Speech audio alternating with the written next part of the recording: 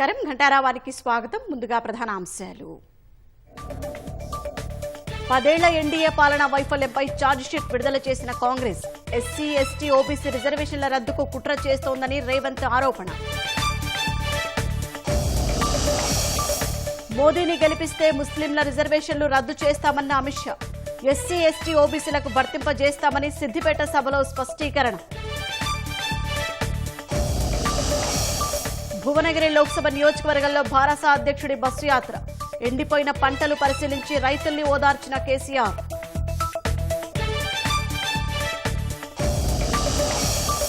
రాష్ట్రంలో సార్వత్రిక ఎన్నికలకు ముగిసిన నామినేషన్ల గడువు.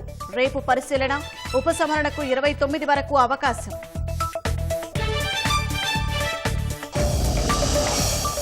సాక్ష్యాలు వాస్తవాల ప్రాతిపదికన బ్యారేజీల కుంగుబాటుపై విచారణ. కాళేశ్వరంపై ఫిర్యాదులు, నివేదనలు కోరిన నీటిపారుదల శాఖ. బుజ్జగింపు రాజకీయాలతోనే దేశం ముక్కలైందన్న ప్రధాని. ఆస్తుల కోసమే రాజీవ్ వారసత్వ పన్ను రద్దు చేశారని విమర్శ.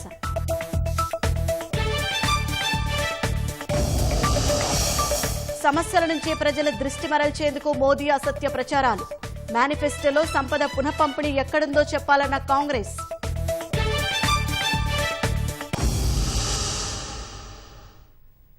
దేశంలో రిజర్వేషన్ల రద్దుకు భాజపా కుట్రలు చేస్తోందని ముఖ్యమంత్రి రేవంత్ రెడ్డి ఆరోపించారు. ఎలాగైనా 400 సీట్లు గెలిచి రాజ్యాంగ హక్కులను కాలరాసేందుకు మోదీ ప్రయత్నిస్తున్నారని అన్నారు.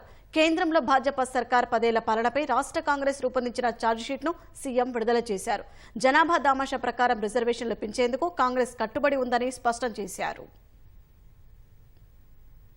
సార్వత్రిక ఎన్నికల్లో రాష్ట్రంలో 14 స్థానాల్లో గెలిపే లక్ష్యంగా ముందుకు సాగుతున్న కాంగ్రెస్ నాయకత్వం వ్యూహాత్మకంగా అడుగులేస్తోంది. ప్రచారంలో భాగంగా ప్రజాక్షేత్రంలో ఇప్పటికే భాజపా భారాసాలపై విరుచుకుపడుతున్న ఆ పార్టీ నాయకత్వం కేంద్రంలో మోదీ సర్కారు 10 ఏళ్ల పాలనపై ఛార్జిషీట్ విడుదల చేసింది. హైదరాబాద్ గాంధీ భవన్ లో ముఖ్యమంత్రి రేవంత్ రెడ్డి ఈ ఛార్జిషీట్ ను విడుదల చేయగా డిప్యూటీ సీఎం భట్టి విక్రమార్క, కాంగ్రెస్ రాష్ట్ర వ్యవహారాల ఇన్ఛార్జ్ దీపాదాస్ మున్షి, మంత్రులు కోమటిరెడ్డి వెంకటరెడ్డి, కొండా సురేఖ, పొన్నం ప్రభాకర్ సహా ఇతర నేతలు కార్యక్రమానికి హాజరయ్యారు. భాజపా నయవంచన పేరుతో రూపొందించిన ఈ ఛార్జిషీట్ లో విభజన హామీలు, తెలంగాణకు రావాల్సిన నిధులు, ఇతర అంశాలను ప్రస్తావించారు. జీఎస్టీ పేరుతో పేదలను దోచుకున్నారని ఆరోపించిన సీఎం రేవంత్ రెడ్డి 60 ఏళ్లు కాంగ్రెస్ కూడబెట్టిన ఆస్తులను 10 ఏళ్లలో కార్పొరేటర్లకు కట్టబెట్టారని ఆగ్రహం వ్యక్తం చేశారు. ఈ రోజు నరేంద్ర మోడీ గారి ప్రభుత్వంలో అగ్గిపెట్టె, సబ్బు బిల్ల, అగరబత్తి కూడా జీఎస్టీ బారి నుంచి తప్పించుకోలేదు. చివరికి చిన్నపిల్లలు రాసుకునే పెన్సిల్, రబ్బర్ మీద కూడా జీఎస్టీ పన్ను విధించి పేదలు చదువుకోని పరిస్థితులు ఈ రోజు నరేంద్ర మోడీ గారి పరిపాలనలో కల్పించారు. 14 మంది ప్రధాన మంత్రులు చేసిన అప్పు కంటే ఒక నరేంద్ర మోడీ గారే మోర్ దాన్ డబుల్, 2 ఇంతల అప్పులు చేసిండు. 60 సంవత్సరాలు కష్టపడి కాంగ్రెస్ కూడబెట్టిన ఆస్తులను మొత్తాన్ని నరేంద్ర మోడీ గారు 10 సంవత్సరాలలో మొత్తం కార్పొరేట్ కంపెనీలకు అమ్మేసి డబుల్ ఇంజన్ అంటే అదాని ప్రధాని డబుల్ ఇంజన్ లాగా ఈ దేశాన్ని పట్టి పీడించి ఈ రోజు ఈ దేశాన్ని దోసుకున్నారు. భాజపా సర్కారుపై ఛార్జిషీట్ విడుదల సందర్భంగా మోదీ సర్కారుపై ముఖ్యమంత్రి రేవంత్ రెడ్డి సంచలన వ్యాఖ్యలు చేశారు. రిజర్వేషన్లు రద్దు చేయాలన్న ఆర్ఎస్ఎస్ ఎజెండాను అమలు చేసేందుకు మోదీ సర్కారు కుట్రలు చేస్తోందని ఆరోపించారు. జనాభా దామాషా ప్రకారం రిజర్వేషన్లు పెంచుతామని రాహుల్ గాంధీ ప్రకటించినందున దీనిని అడ్డుకునేందుకు భాజపా కుట్రలు చేస్తోందన్నారు. రిజర్వేషన్లు ఉండాలా వద్దా అనే అంశానికి లోక్సభ ఎన్నికలు రెఫరెండం అని సీఎం రేవంత్ రెడ్డి వ్యాఖ్యానించారు. అబ్కీ బార్ 400 పార్ అనే స్లోగన్ తోని 400 సీట్లు తీసుకొచ్చి ఈ దేశంలో కాంగ్రెస్ పార్టీ డాక్టర్ బాబాసాహెబ్ అంబేద్కర్ ఇచ్చిన రాజ్యాంగం యొక్క హక్కును ఎస్సీ ఎస్టీలకు, ఓబీసీలకు రద్దు చేసేయాలనే కుట్ర జరుగుతుంది. నేను ఎస్సీ ఎస్టీ ఓబీసీ మిత్రులకు నేను విజ్ఞప్తి చేస్తున్నా. ఈ దేశంలో కాంగ్రెస్ తెచ్చిన రిజర్వేషన్ల వల్ల కోట్లాది ఉద్యోగ ఉపాధి అవకాశాలు మీకు వచ్చినాయి. ఈ రోజు బీజేపీ వాటిని రద్దు చేయబోతుంది. రాహుల్ గాంధీ గారు ఓబీసీ జనాభాలను లెక్కించి వాళ్ళ నియామకాల విషయంలో, వాళ్ళ నిధుల విషయంలో స్పష్టమైన గిరి గీయాలని ఏదైతే అనుకుంటున్నాడో బీజేపీ కుట్ర చేసి ఈ ఎన్నికల్లో కాంగ్రెస్ మీద విష ప్రచారం చేసి ఎట్లయినా నెక్కి రిజర్వేషన్లను రద్దు చేయాలనుకుంటున్నారు. బీజేపీకి మీరు వేసే ప్రతి ఓటు మీ రిజర్వేషన్ రద్దు కావడానికి ఉపయోగపడుతుంది. బీజేపీ ఒక్క సీటు గెలిచినా మీ హక్కులను కాలరాయడానికే ఆ బలము ఉపయోగపడుతుంది. రిజర్వేషన్లు వద్దు, రిజర్వేషన్లు రద్దు అనుకుంటే మీరు బీజేపీకి, ఎన్డీఏకు ఓటేయండి. నరేంద్ర మోడీ గారు ఏ వ్యవస్థల్ని లెక్క పెట్టేటోడు కాదు. వాళ్ళు చెయ్యాలనుకుంటే ఎంత దురాగతానికైనా పాల్పడతారు భారతీయ జనతా పార్టీ నాయకులు. కాబట్టి తెలంగాణ ప్రజలంతా అప్రమత్తంగా ఉండాలి. ఈ ఎన్నికలు రెఫరెండం రిజర్వేషన్లు ఉండాలన్నా, రిజర్వేషన్లు రద్దు కావాలన్నా అనే రెఫరెండం కి ఈ దేశంలో ఎన్నికలు జరుగుతున్నాయి. దేశంలో అల్లకల్లోలం సృష్టించి అధికారం చేపట్టేందుకు భాజపా యత్నిస్తోందని డిప్యూటీ సీఎం భట్టి విక్రమార్క ఆరోపించారు. దేశ సంపద, రాజ్యాంగాన్ని కాపాడుకునేందుకు కాంగ్రెస్ పోరాటం చేస్తుందని తెలిపారు. కాంగ్రెస్ పార్టీ ఛార్జిషీట్ విడుదలపై భాజపా నేత మాజీ ఎమ్మెల్సీ రామచంద్రరావు ఆగ్రహం వ్యక్తం చేశారు. కాంగ్రెస్ పార్టీవి దేశ వ్యతిరేక విధానాలని ధ్వజమెత్తారు. ఆ పార్టీ విడుదల చేసిన దాంట్లో ఒక్క ఛార్జీ లేదు, షీటు లేదని ఎద్దేవా చేశారు. రాజ్యాంగాన్ని మార్చే అలవాటు కాంగ్రెస్ పార్టీదేనని, ఆ పార్టీ అనేకసార్లు రాజ్యాంగాన్ని సవరించిందన్నారు. రాహుల్ గాంధీని తెలంగాణలో చెల్లని రూపాయిగా పేర్కొన్నారు. 50 సంవత్సరాలు ఈ యొక్క దేశంలో పరిపాలించే పత్రికలు నోరు నొక్కింది ఎవరు? బీహార్ ప్రెస్ బిల్ పెట్టి ఆనాడు కాంగ్రెస్ పార్టీ కాదా? ఎమర్జెన్సీ విధించి రాజ్యాంగంలో ఉన్నటువంటి ఒక మౌలిక హక్కులు కాలరాసింది ఎవరు? అది కాంగ్రెస్ పార్టీ కాదా? ఈరోజు కాంగ్రెస్ పార్టీని నేను ప్రశ్నిస్తున్నాను. రాజ్యాంగాన్ని ఎన్నిసార్లు మీరు సవరించారు? ప్రియాంబుల్ని మార్చింది ఎవరు? కాంగ్రెస్ పార్టీ కాదా? మాకు ఈ రాజ్యాంగం మీద నమ్మకం ఉంది. ఎవరైనా ఈ రాజ్యాంగాన్ని మార్చే ప్రయత్నం చేస్తే మీ ఊరుకోని చెప్పి మేము ఇప్పుడు చెప్తా ఉన్నాం. 400 సీట్లు మాకు వస్తాయని చెప్పి మీరే ఒప్పుకుంటున్నారు కాబట్టి మాకు చాలా సంతోషం.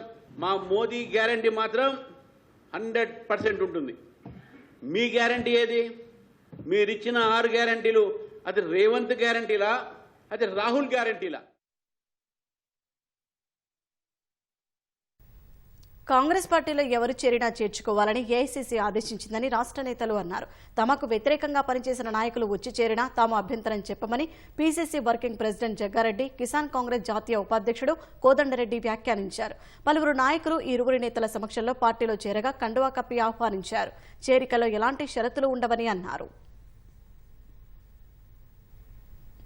మొన్నటి ఎలక్షన్ల కంటే ముందు ఇక్కడ పనిచేసి కొన్ని తప్పని పరిస్థితులలో ముఖ్య నాయకులు, కార్యకర్తలు ఎవరైతే బయటికి వెళ్లిపోయినారో వాళ్ళందరూ దరఖాస్తులు పెట్టుకుంటే జాయినింగ్ చేసుకోవాలని ఏఐసిసి ఆదేశాలు. బీఆర్ఎస్ నుంచి కూడా నాయకులు ఎవరు వచ్చినా సరే ఇమ్మీడియట్లీ వాళ్ళను ఆహ్వానించండి అనే మాట కూడా ఆదేశాలు ఏఐసిసి నుంచి ఉన్నాయి.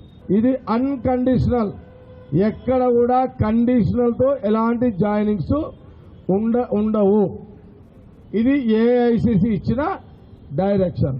జాతీయ కాంగ్రెస్ పార్టీకి ఒక నిర్దిష్టమైన సిద్ధాంతాలు, నియమావళిలు ఉన్నాయి.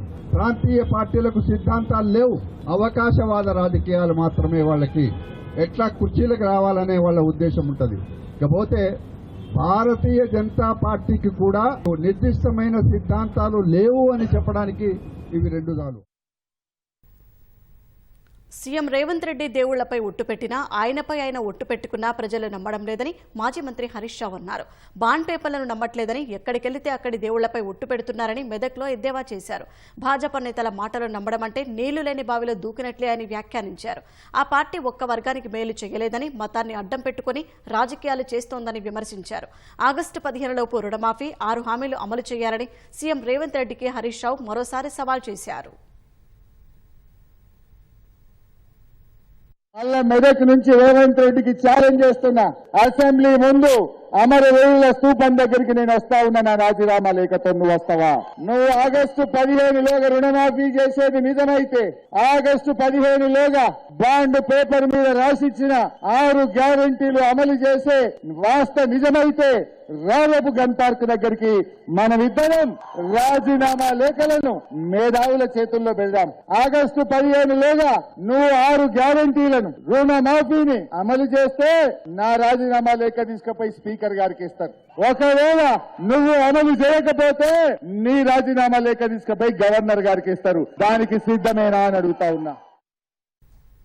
కేసీఆర్, కేటీఆర్ కలిసి హరీష్ రావుని భారాస నుంచి బయటకు పంపే పనిలో ఉన్నారని పరిగి ఎమ్మెల్యే రామ్మోహన్ రెడ్డి ఆరోపించారు. 15 ఆగస్టున ఫామ్ హౌస్ కు వెళ్లేందుకు సిద్ధంగా ఉండాలని హరీష్ రావుకు రామ్మోహన్ రెడ్డి సూచించారు. సీఎం రేవంత్ రెడ్డికి సవాల్ విసిరే స్థాయి హరీష్ రావుకు లేదని విమర్శించారు.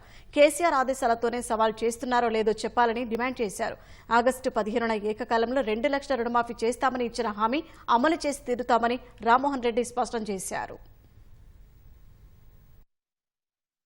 పొగబెట్టి ఎక్కడ పంపాలని అని చెప్పి కేసీఆర్ ఆయన కొడుకు ఆలోచనలో ఉన్నారు. ఏదైతే సవాలు విసురుతున్నావో దానికి మీ మామ మాజీ ముఖ్యమంత్రి చంద్రశేఖరరావు అనుమతి ఉందా?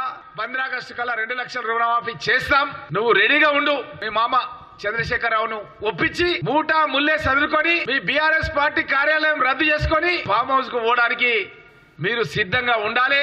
నీ రాజీనామా పత్రాన్ని రెడీగా పెట్టుకొని మీ మామను ఒప్పియడానికి నువ్వు సిద్ధంగా ఉండాలని చెప్పి మేం హరీష్ రావును హెచ్చరిస్తున్నాం.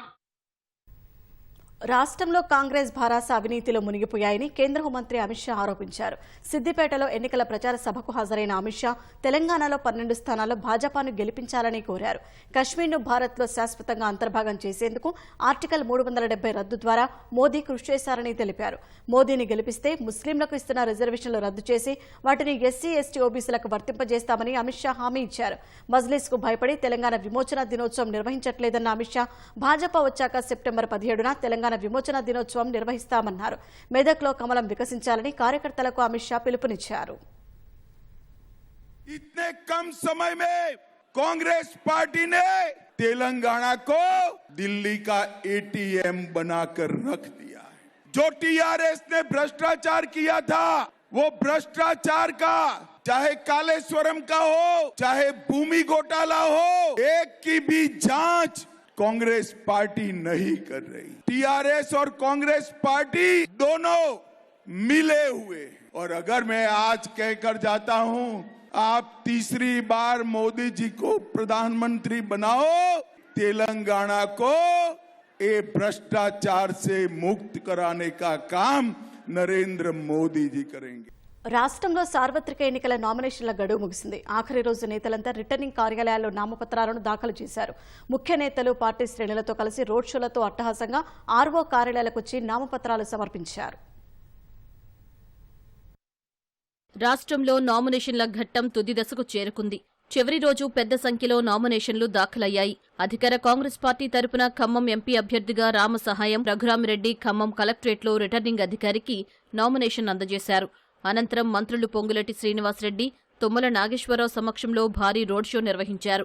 గత భారస ప్రభుత్వం అన్ని వ్యవస్థలను సర్వనాశనం చేసిందని, దేశానికి కాంగ్రెస్ అవసరం ఉందని మంత్రి పొంగులేటి శ్రీనివాసరెడ్డి పేర్కొన్నారు. రాహుల్ గాంధీ గారు 2 పర్యాయాలు కాంగ్రెస్ పార్టీ ఈ దేశాన్ని పరిపాలించే సందర్భంలో కూడా తను ప్రధానమంత్రి కాకుండా ఆనాడు మన్మోహన్ సింగ్ గారిని మిగతా వారిని ఉంచారు తప్ప నిజంగా ప్రధానమంత్రి కావాలి, అధికారమే కావాలి, అధికార దాహంతోనే ఉండాలి అనే వ్యక్తులైతే ఆనాడే ప్రధానమంత్రి అయి ఉండేవారు.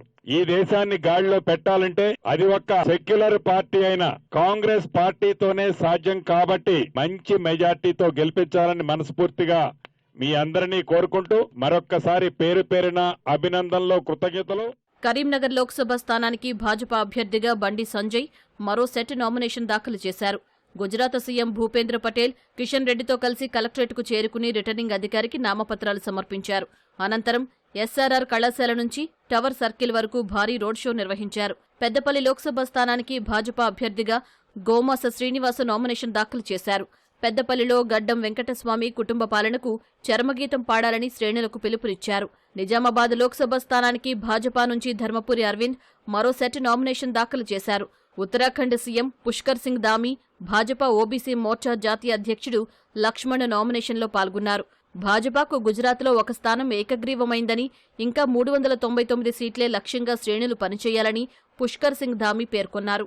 मोदी जी के नेतृत्व में, की लीडरशिप में आज पूरी दुनिया के अंदर हमारे देश का डंका बजा है. पूरी देश का मान सम्मान और स्वाभिमान पूरी दुनिया के अंदर, वर्ल्ड के अंदर फैला है. भाइयों बहनों, निजामाबाद में हल्दी किसान पिछले 40 सालों से, यानी कि 4 दशक से, 40 ईयर से हल्दी बोर्ड बनाने की मांग कर रहे थे, लेकिन किसी दल या राजनीतिक दल ने उनकी मांग पर ध्यान नहीं दिया. अरविंद धर्मपुरी जी के अनुरोध पर राष्ट्रीय हल्दी बोर्ड की स्थापना करके यहाँ के हल्दी किसानों को भी उनका उचित मूल्य दिलाने का काम, लंबे वर्षों से निजाम शुगर फैक्ट्री को पुनः खोलने के लिए भी यहाँ के गन्ना किसानों को उनकी फसलों का लाभ मिल सकेगा. निजामाबाद में मोदी सरकार ने 3600 करोड़ से अधिक के विकास के कार्य किए हैं. आज भारतीय जनता पार्टी भारत को सशक्त बनाने के लिए, विकसित भारत के निर्माण के लिए संकल्पित होकर काम कर रही है. वहीं जो दूसरी तरफ जो आपके सामने वोट मांगने आ रहे हैं, कांग्रेस पार्टी के लोग, बीआरएस के लोग, ये सारे के सारे लोग तुष्टीकरण, भ्रष्टाचार, परिवारवाद और जनता को लूटने वाले पार्टियों के प्रतिनिधि हैं भाइयों बहनों। మెదక్ లోక్సభ స్థానానికి భారస అభ్యర్థిగా వెంకట్రామరెడ్డి నామినేషన్ దాఖలు చేశారు. మాజీ మంత్రి హరీష్ రావు, ఎమ్మెల్యే కొత్త ప్రభాకర్ రెడ్డి, వంటేరు ప్రతాప్ రెడ్డితో కలిసి రిటర్నింగ్ అధికారికి నామపత్రాలు సమర్పించారు. అనంతరం ధ్యాన్ చంద్ చౌరస్తా నుంచి రామ్దాస్ చౌరస్తా వరకు భారీ రోడ్ షో నిర్వహించారు. మహబూబ్ నగర్ లోక్సభ స్థానానికి భారస అభ్యర్థి మన్నె శ్రీనివాస్ రెడ్డి నామినేషన్ దాఖలు చేశారు. పార్లమెంట్లో తెలంగాణ గళం వినిపించాలంటే భారస అభ్యర్థులను గెలిపించి ఢిల్లీకి పంపించాలని మాజీ మంత్రి శ్రీనివాస్ గౌడ్ పిలుపునిచ్చారు.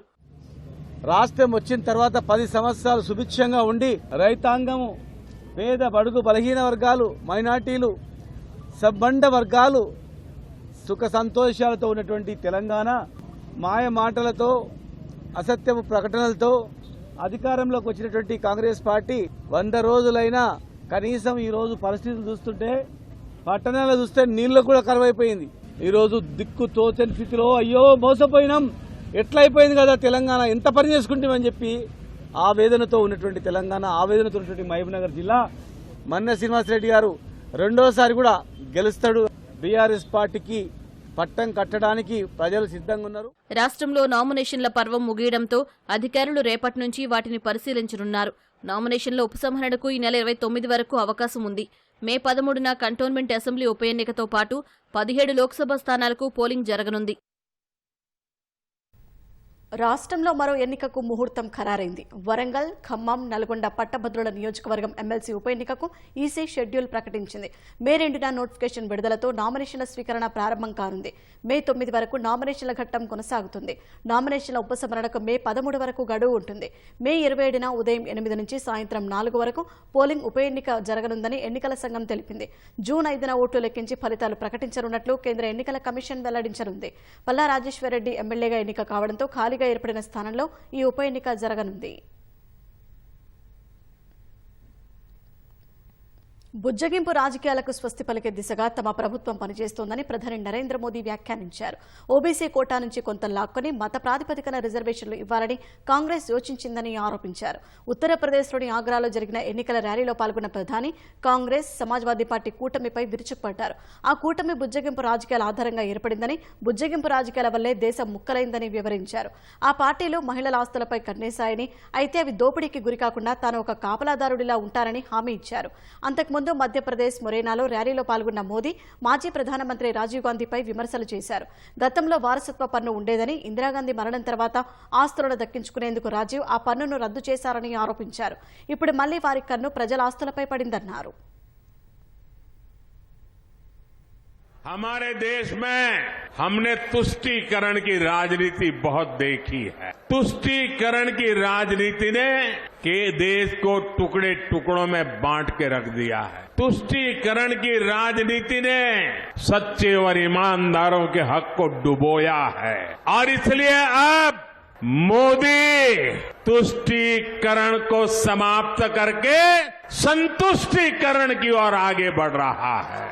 मोदी की गारंटी सबका साथ, सबका विकास की है।